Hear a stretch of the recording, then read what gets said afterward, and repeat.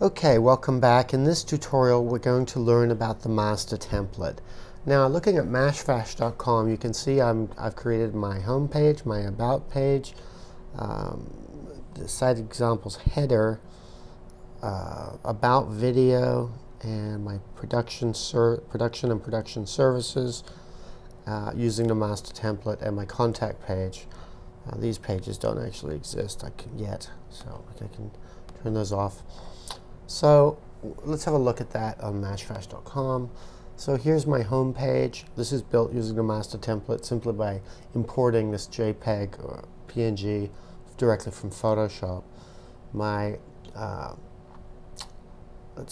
my production services page is built using the master template by importing these 4 images into the template and using this font directly in the master template. And you'll note with Mashfash that this font is reversible.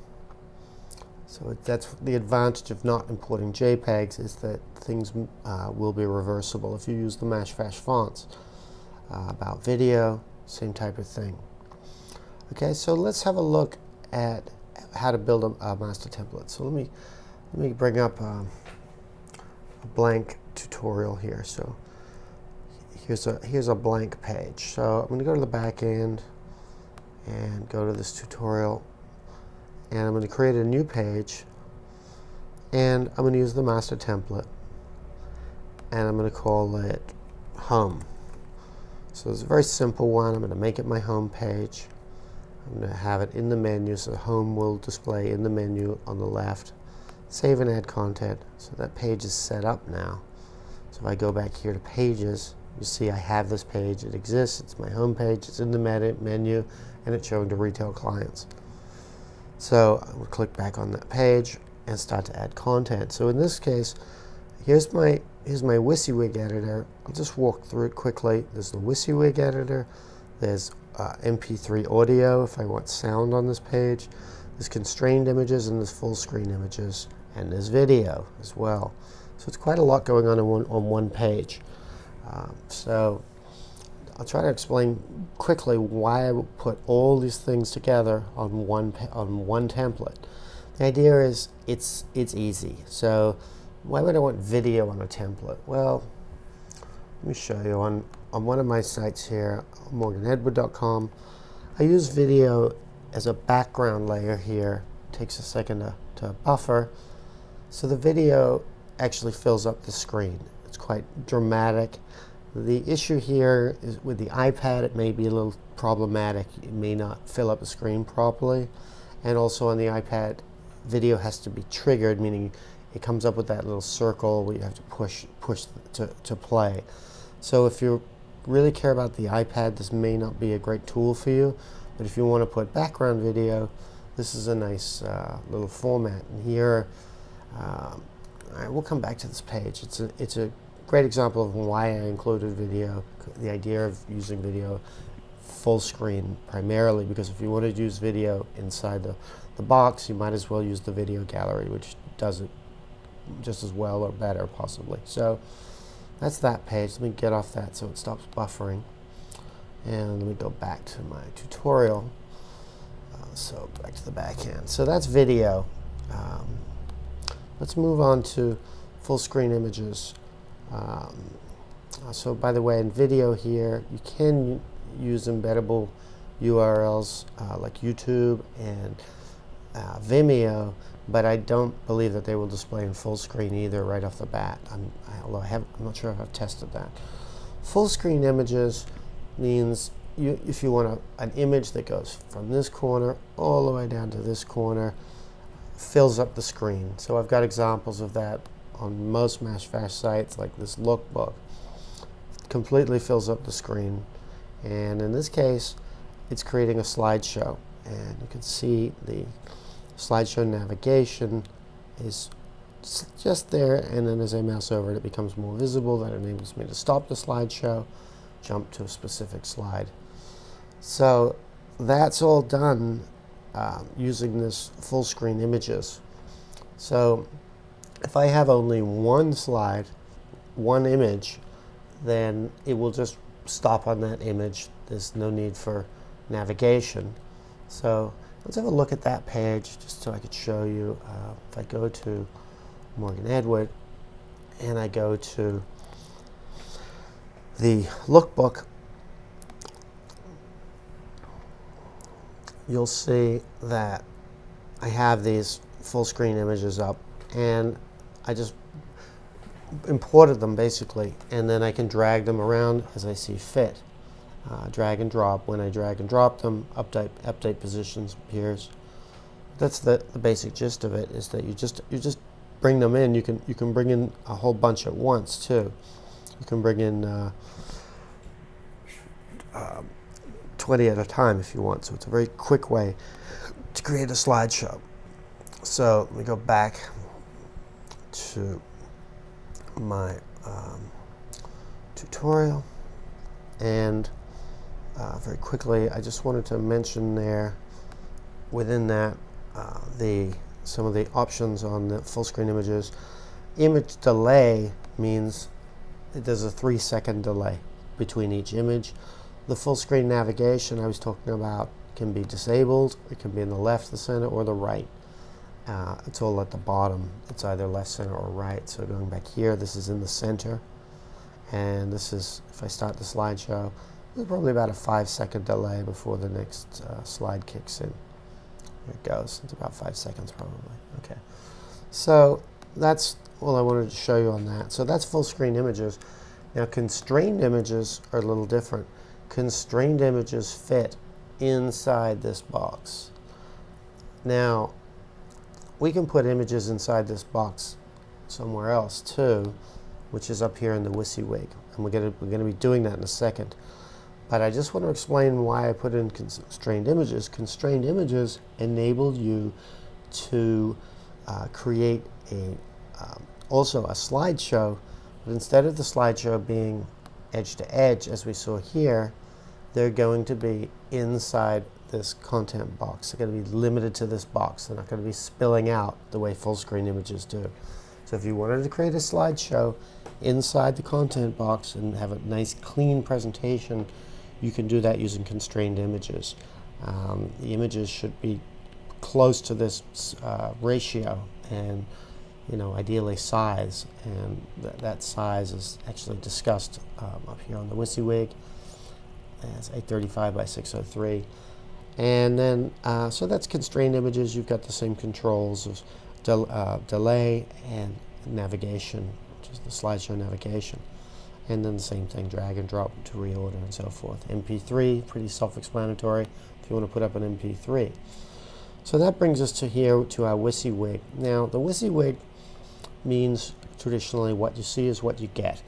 But it's not quite true in MashFash sites, and I'll explain why, because you can't see the background images. Let's say those full screen images we saw here, you don't see those looping as you're building it. So you have to preview the page or go to the page. So we want to add text. Let's add some text. This is my home page. Okay, so I've got some text align. I've got font size. Let's make this a heading. Let's make it 20 points. I can rotate the text if I want to. I'm using a minimum font set here in MashFash to keep things clean and simple. Text color, now this is important. Default means it's going to be black with a white background or white with a black background. And that's important, and I'll show you why. Because, so it comes in here in the left corner, and all I have to do is drag it out to where I want it to be, and then put it wherever I want on the page. And then, let's get back to that. So I'm going to preview this page. Okay, so it's going to pop open tutorial.mashfash.com page home.html. Now, if I select this black and white toggle switch, which I can remove if I want, but if I hit it, you'll see that the text becomes white. So that is the default setting for this color. So that's important. Now I can use the highlight color, which in this case will be red. So if I save that and I go back to that page it just opened, which is this one, and I refresh it. I think it's that one. No, maybe it's this one, sorry. It's this one. That's the highlight color. Let me close that one down. Okay, so that's the highlight color. And then other options include I can use white, which is going to overwrite the black and white toggle switch.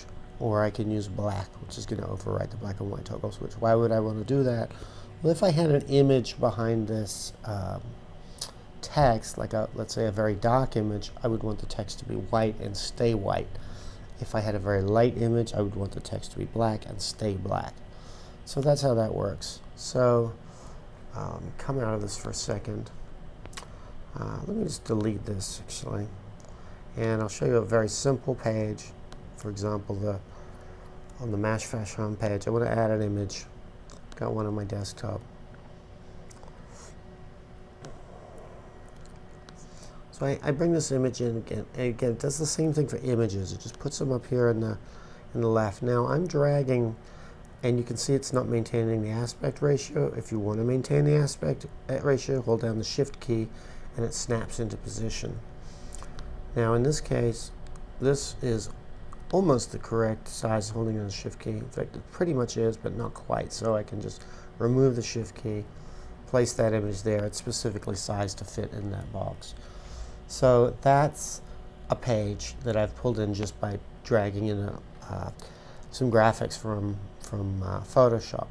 So again, you can see that immediately. You don't have to do anything like save it or anything. It just automatically happens. So there's a page. Let's go back. Let's build another page. You can keep that page as it is. And I'm going to make a new page. And I'm going to use the same template, the master template. I'm going to call it Inspiration. Okay, I'm going to keep it on the root. It's not a subfolder of my home page or anything like that. It's not a home page. It's not a footer page. It's going to be in the menu, and my side logo is going to show. So here again with my WYSIWYG editor. So in this case, I'm going to pull in a full screen image or a series of full screen images so we can see how that actually works. So I'm going to choose some files here. I've got something on my desktop that I grabbed some forests that I just grabbed off Google. I claim no copyright to them. And you'll see they load pretty quick. These are actually quite large files. You can see right there, these second files are 1.79, 1.28, 1.31. It really doesn't matter much the size of the image. I think they have like a 5 meg limit just so that we don't fill up our server. But the way that the system works is it automatically calibrates these images for the correct sizing, like these are being calibrated for full screen images. So they won't actually be 1.79 meg by the time the system finishes processing them, which it's already done. Even though these are the original files which we store, the file that shows on the front will be a lot smaller. So I talked about full screen navigation. Here's my fade time between slides, my delay time. I'm going to put that at 5. I showed you the full screen navigation. We don't need to see that. So I'm going to update that. Now, as I said, what you see is what you get. Well, you don't see that, but you will see it on this tutorial page. If I refresh, there's going to be a new page called Inspiration.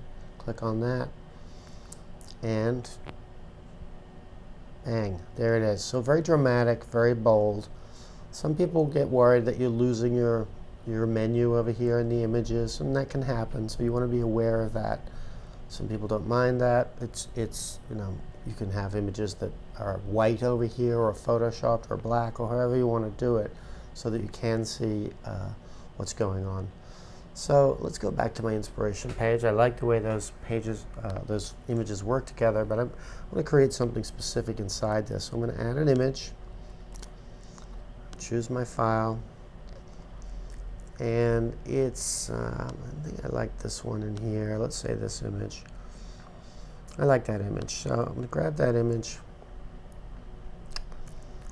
and by default it's going to come over here on the left again, as always. Again, I'm not maintaining my aspect ratio, so if I want to do that, I hold down Shift, and I can put it over there. And I could put some text here. Here is some text next to my image. The text is not very interesting, but it could be. Okay, so I'm going to copy that a couple of times so I can show you how these text boxes work. And my font size, I can force justify it. Gilson's light, text color, default, I'm going to stick with default. Okay, so there's this text box. Now, I have to shape this so that it fits nicely with this image. Let's say it's like this. Okay, so that looks okay, but let's say I wanted it, let's see.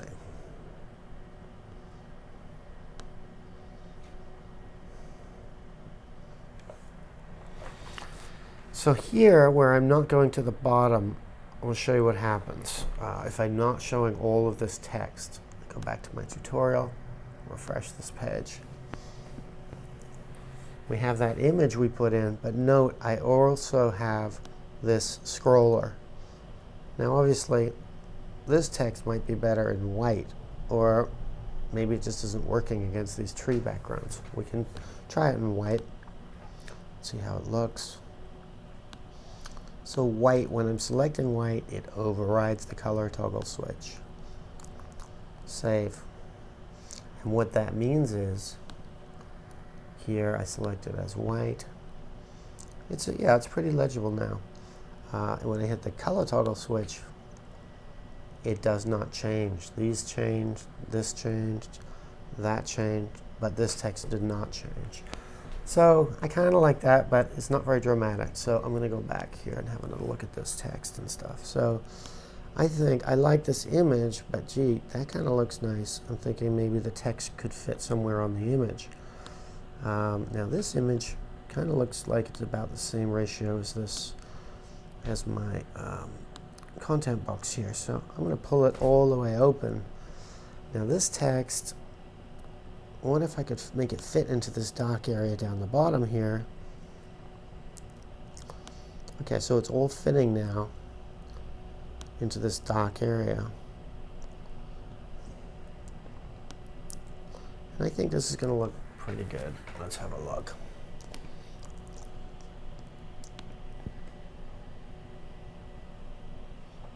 So that's pretty good. That's legible, and it's legible in white. Obviously, it wouldn't be in black. So it kind of gives you a pretty good idea of some of the tools. What I didn't show you, let me snap that to the aspect ratio. And let's say I wanted to rotate this by -5 degrees and add some padding. So if I wanted a border, a border. So if I wanted a border of 5, and I want the border default to be white because of those trees I had, and if I wanted it to link to something, I could do that here. I could just type in the link, ... and then that image, well, I'll go ahead and do it. I'll link it to mashfash.com. Save. So what's that done? It's created a white border, and it's rotated my image. It's done pretty much everything I told it to do. And then if I click on it, a new page opens up, which is mashfash. So I'll close that down. Okay, so now let's say, just for the record, if I wanted to push that border away, let's say I just wanted a very thin 1 pixel border, but I wanted it to be off the image, I would pad it to 5 or so, whatever I want. And what that does is it's barely visible on that yellow background, but you'll see it here. That's a nice, just very detailed line around that image. So that's pretty much the basics of that. Just for the heck of it, let's say I like this, but I don't like all those trees. I don't like the slideshow. Well, maybe if I slowed the slideshow down to 10 seconds, that would be cool. But let's say I really like this slide. I don't like these slides, so I'm just going to delete them.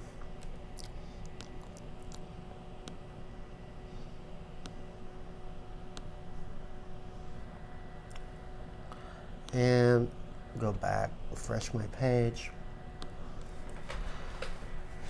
And bang, that now you don't have the slideshow going in the background. It's very simple, clean.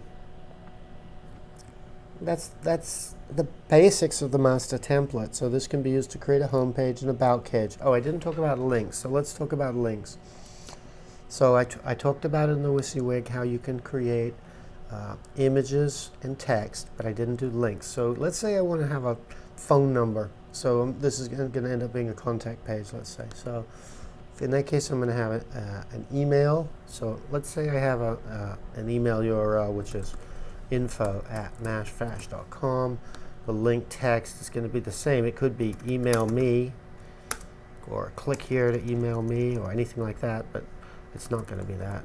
I'm just going to put info@mashfash.com, or I could put, anyway, I could put anything. So my font, my color, same thing now.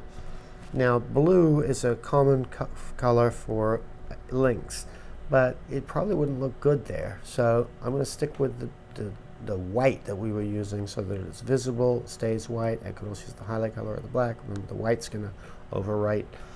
Now, the link type is not a link, it's an email in that case.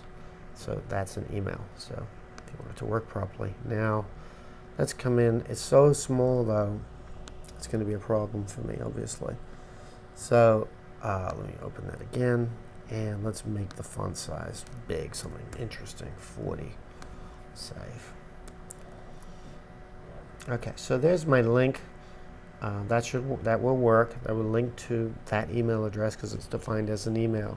I can do the same thing with a phone number so that it's linkable on mobile devices. So I can just show you real quick. So add a link. The URL is 310.433.8485. The link text is 310.433.8485. So even though that's not going to be read as a phone number, it'll be understood as a phone number because I'm telling it here it's a phone number. Text color white.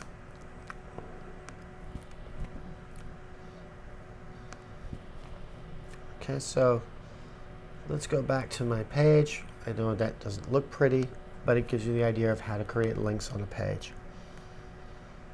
info@mashfash.com, and you see that's clickable, but you wouldn't click it on a PC, you'd click it on a phone. All right, so that's basically it for the master template, and the next template is going to be on the master template slider, which strings together a series of master templates. And it's a bit tricky, but it's a very effective way to create different types of presentations, or it can work like a blog. Personally, I'm not a big fan of blogs, so this is a creative way to express yourself and put up events, or a daily blog, or a weekly blog, or whatever you like. So that's the master template slider, and that's the next tutorial. Thank you.